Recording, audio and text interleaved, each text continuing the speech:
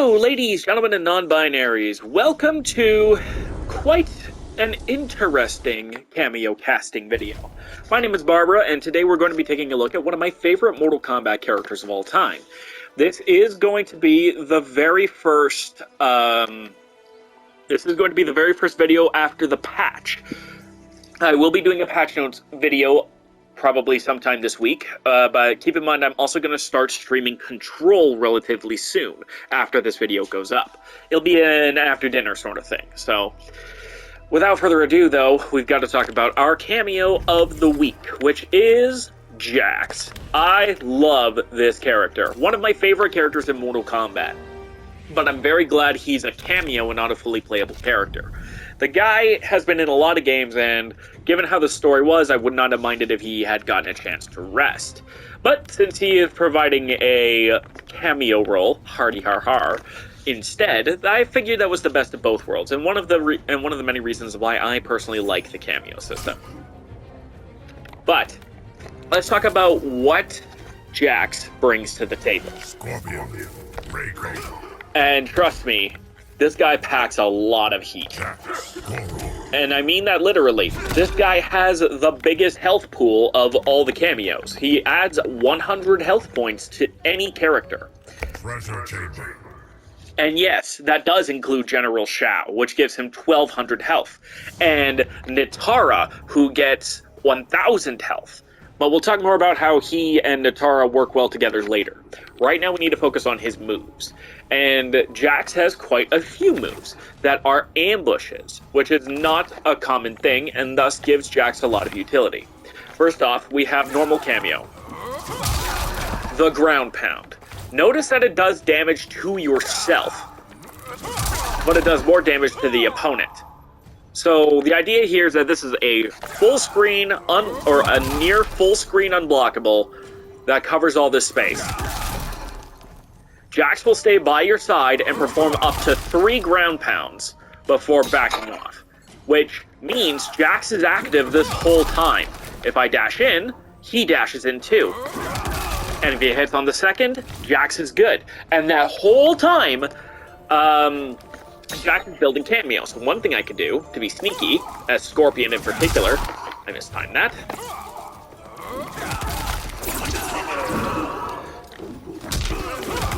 And knock him into it.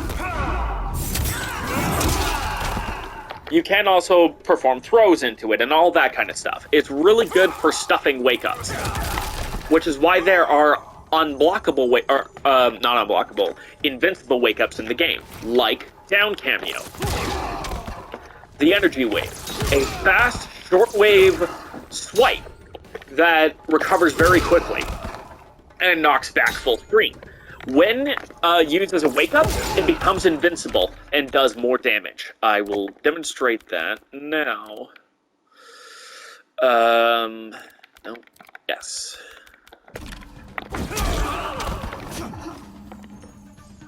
So wait, I messed that up. Sorry.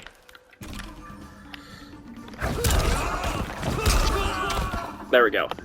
So, if he does this...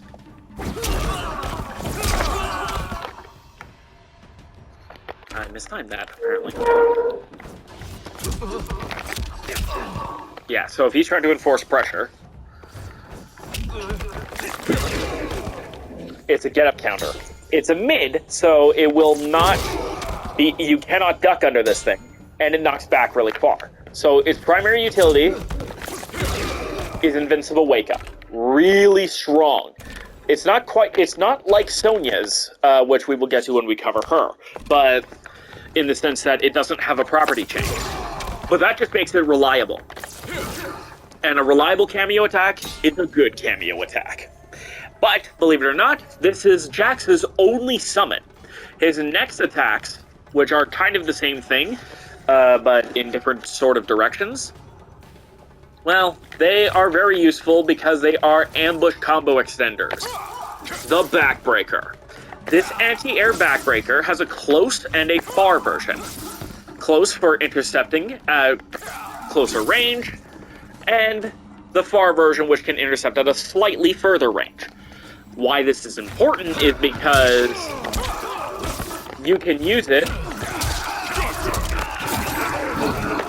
to extend combos.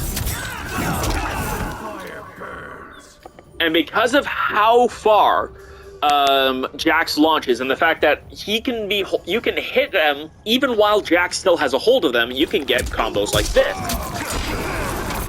Excuse me, I forgot about the path chain.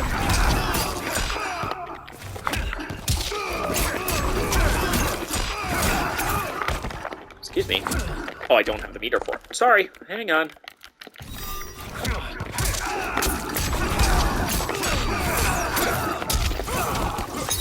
Ooh.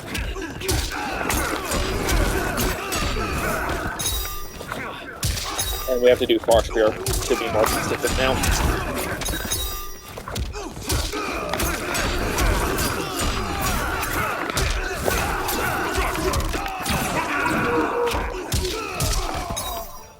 See the idea? You can use it to get crazy combo extensions.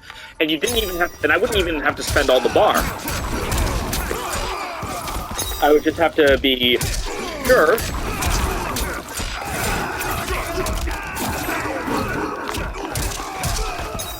that I have to be a little bit closer. That was only one bar, and it's almost 40%. And this used to be 40% before the patch, but Scorpion got a mild damage nerf. I think it just some scaling adjustments, and all Fatal Blows got a scaling adjustment in combos. But you can see where it comes in handy for Jax. Hell, you can do stuff like this.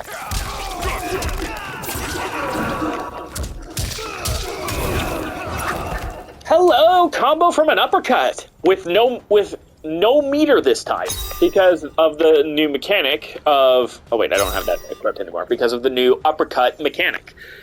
But we can now talk about what kind of characters benefit from having Jax around.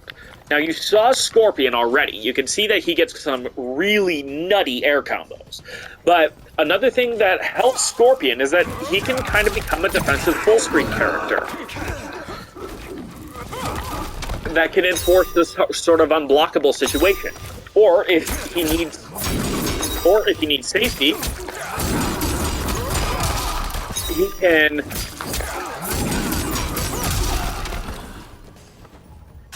call in the unblockable. Or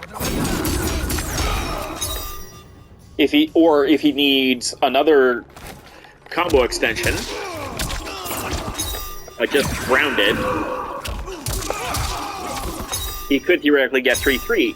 It opens up his combo routes. He has the means to defend himself at range without committing to a spear or a teleport, because these are both unsafe options. Or you can just be cheeky and and teleport, do this, teleport, and then all of a sudden, yeah, teleport whipped, or yeah, ground pound whipped, but now Scorpion's in your face. And enforcing the pressure that can all of a sudden put you in range to get ground pounded, which sounds terrifying. And of course, every character appreciates an invincible wake-up. But now let's take a look at some more notable examples of characters that love having Jax. And you Nitara fans might want to take note. Because of her most recent buff, Jax is going to be a character that is going to be even better for her than he already was before the patch. But we'll discuss that once we get inside. Natara, Reiko, Jax, Goro, Yingli Fortress. So, first and foremost, what the hell did Natara get? Blood Sacrifice now does 10 times less damage. They moved a decimal point over. They turned it from 50 damage, 5%, to 5%. This is that move that allows her to get heals and access to a brand new move in Blood Bolt, which was the game? There it is. There you go. And 11% is not bad for a projectile. But remember, Natara normally has 900 health, the lowest health pool in the game. With Jax, that's now 1,000. Which means that not only does Natara have normal health, which already is a terrifying prospect considering her combo potentials, remember, ground pound. Now, Now, Jax doesn't benefit Natara as much as it does with Scorpion at full screen. But you can still have Jax be the shield, because remember, cameos take reduced damage if they get hit while threatening the unblockable. And, oh, that's right, Natara can fly? So that makes timing unblockable shenanigans way easier. Like, watch this. Yeah, that popped up. That was an unblockable pop-up.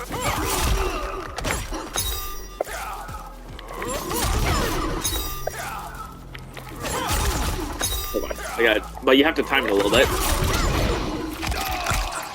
Special cancelable.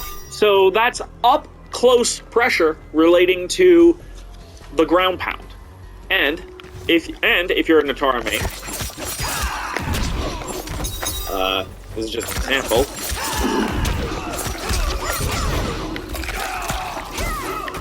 Oh! I mistimed it, but as you can see, you can turn that almost into a meterless extension instead of having to go for the bar.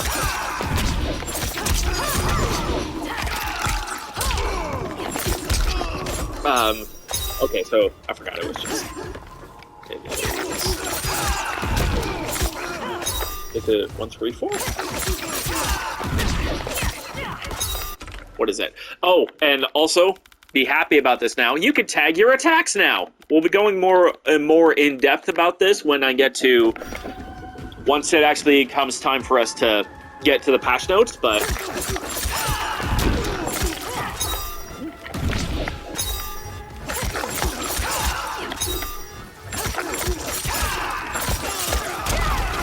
Okay, so that doesn't really work, but...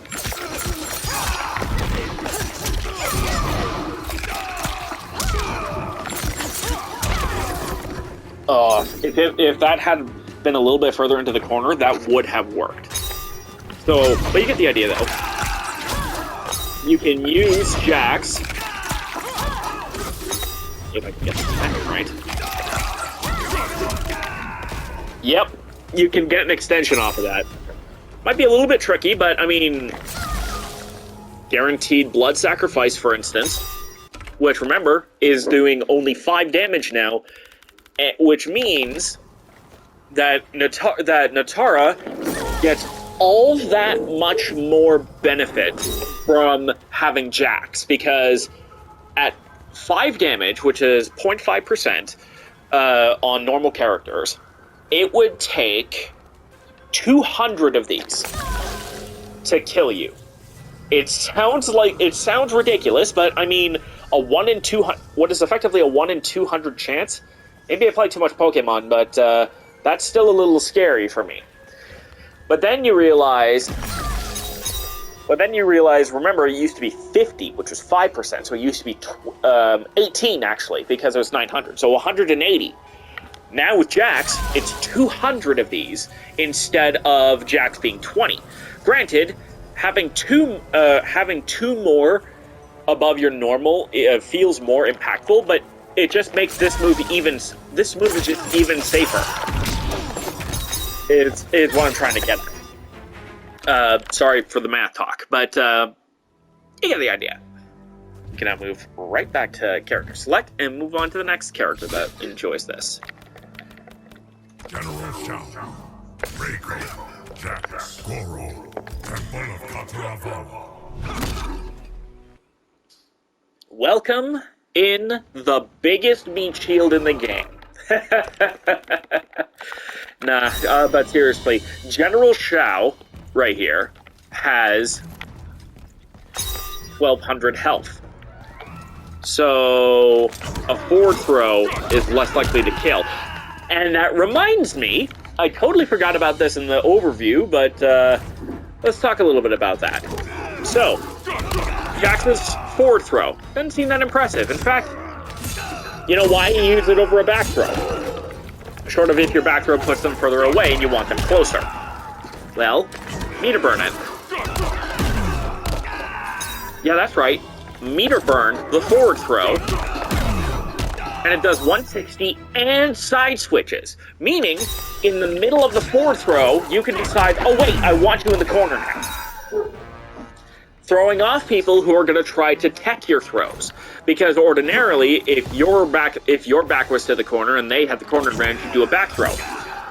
But Jax provides the unique ability to say, I'm going to do a forward throw. Then when I see that you failed the tech, I can meter burn it, and all of a sudden, you're in the corner now. But it gets better. Meter burn it again. You can meter burn it twice. For 210 damage. That's as much damage as Reiko's command grab when it's meter burned. Hello? That is insanity. So, while you won't get the same tick grabs and combo extensions from, say, Reiko Shujinko, you would still effectively have a version of Reiko's command grab on tap for 2 bars, which is not bad at all. But then you realize that throws do more damage if they catch an up block, right?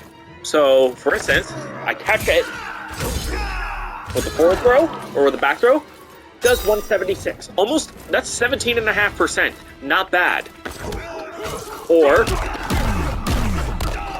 I meter burn it for 34.5% damage for 2 bars. That's the same damage as a raw fatal blow, almost. So, you know, and even then, 260 for 1 bar off of an unblockable, punishing this. Good gravy. Yeah, also. Yeah, how would you like a combo off of General Shao's Big Boot? That's fun. Or 1-2-2. Or forward 1-2-2.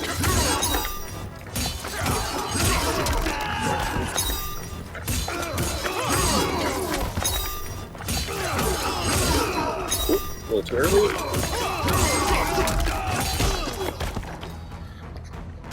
Okay, so that yeah, so got it.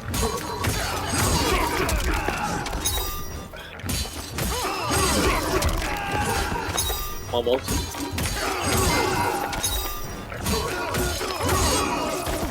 Too far.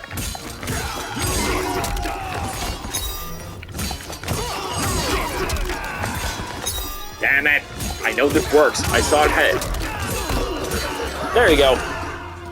Just a very easy 26% off of forward 1, which I believe is... Oh, I tagged it. I thought I saw a fly. Yeah, that's a 10-frame punish, which is not the fastest in this game, but still, 10 frames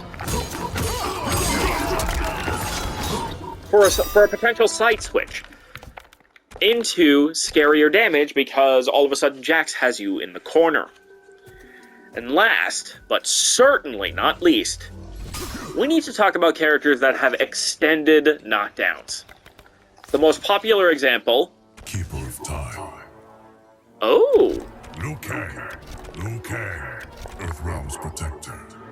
Ooh, I didn't know Jax or Geras had different ones for Liu Kang. Interesting. Anyways. So... let's say you're getting fucking sick and tired of this combination right here. Or I think the person that pissed off more with this. Unfortunately, both of these got nerfed, but you get the idea, right? This combo was annoying as hell back then. But with Cyrax's little nerf, oh boy, are good times ahead.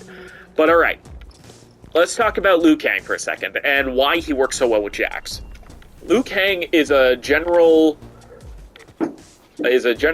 up-close, mix of up-close and personal and great zoning. But he wants to be either up-close or back here. He doesn't or further back. He doesn't exactly have the best tools at this sort of range. Well, first off, if you try to jump at him, backbreaker. He can also instant air. the fireballs in order to try and catch you slipping on an advance, or commit to a fireball, and then have Jax be out there as a meat shield, or you have to time it a little bit differently, but you can even do ground. But speaking of ground pound, let's throw in Liu Kang's bicycle kick into the mix. The move knocked pretty far back, right? Can't necessarily get a ground pound.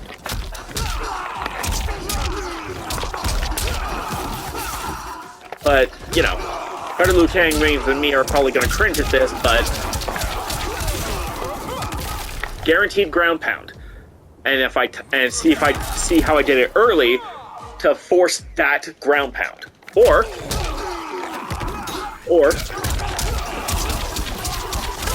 time it for the last kick. Catch an invincible wake-up opportunity or an armored wake-up opportunity by having Jax stoke the hit. Or do it early enough, do it at the right timing, you stuff pretty much everything they've got. So this... Interesting. They're considered airborne with ground pound out. I wonder if that was I wonder how long that's been so.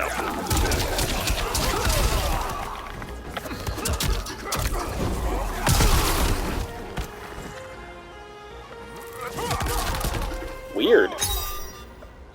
Huh. Anyways, so yeah, you can use Jax for those setups that can do some serious damage in the corner. So characters with hard knockdowns in the corner, or have crazy pressure, let's say, should take a look at Jax, because they might get benefit from an unblockable. And you might think, well, I don't want to take the damage. Well, that's what the extra health's for. If you've got Jax on your team, you kind of already have a life lead, so why not lean into it a little bit and take chances? You can also use Jax if you are a zoning character like Rain, just to give you that little extra health. But while I respect that and think it's perfectly valid, I don't personally like that. It doesn't feel right doing that. I feel like if I have the extra health, I should be more aggressive, because I've got more health to spare. But that's just me. And if you prefer to be like, well, in my head, it makes more sense to keep that life lead and just frustrate the opponent, then that's perfectly valid. It's just not my personal playstyle. But you play how you play. Don't let anybody stop you. And that's going to do it for Jax. The only thing I should really take note of is that he has no real quirks relating to his Fatal Blow. His weird gimmick is his forward throw and the unblockable ground pound shenanigans. But seriously, take a look at Jax. You won't be disappointed. Don't forget to be awesome, my friends, and we'll see you guys on the other side.